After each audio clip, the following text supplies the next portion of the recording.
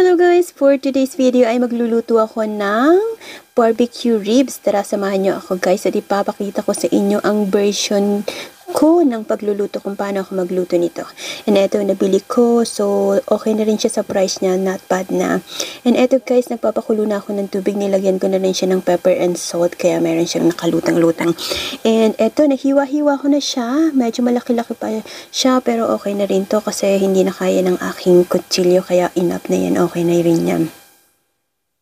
And eto na guys, at kumukulo na siya. So, tatanggalin ko lang yung mga bula-bula niyan mamaya. And gagamitin ko rin siya mamayang sabaw para sa susunod kong pagpapakulo. Kasi papakuluan ko lang to ng isang kulong-kulo. And then, hanguin ko.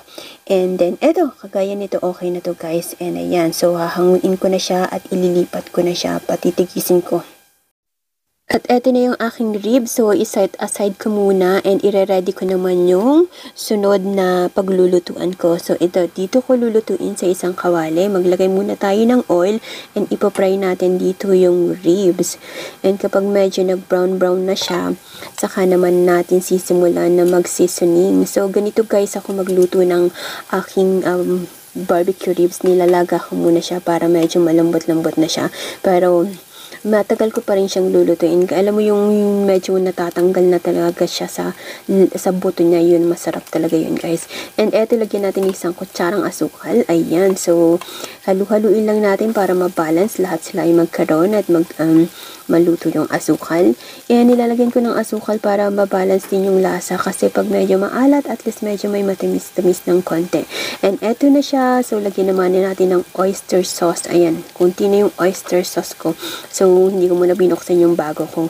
Ubusin ko muna to para maitapon ko na rin itong lagayan na. Ayan. So, palagay ko enough na to. And ayan, sunod naman ay pepper. Ayan. So, lagyan natin ng pepper. Ayan. Pepper naman ang sunod nating ilalagay. And then, halu-haluan lang din natin para mabalance siya.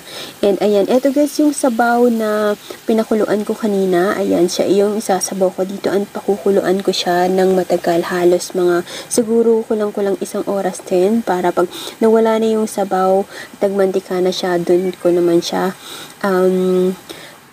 i-check ulit. And eto na guys, so ayan. So, pinakuluan ko naman. And yan guys, nalimutan ko palang ilagay yung onion kanina. Yan, late ko nang nailagay. Wala na siyang sabaw. Oil na niya. Niluluto ko na to sa oil ngayon. Pero okay lang, abot pa rin. So, nilagay ko na rin tong garlic. Sabay na lang sila. And eto, kapag nag-barbecue ako, ayan, lagi kong ginagamit tong banana ketchup. Gustong-gusto ko ang banana ketchup sa barbecue. Ayan, guys, ganun ako magluto. And talagang eto, mapaparami ka ng kain kapag ganito ang luto mo. Yes, subukan nyo guys. Eto, napakasarap na siya. Sarap na sarap. Sa amoy pa lang ay talagang natatakam na ako. And eto na guys, thank you. Thank you for watching. And I hope see you in the next video. Bye!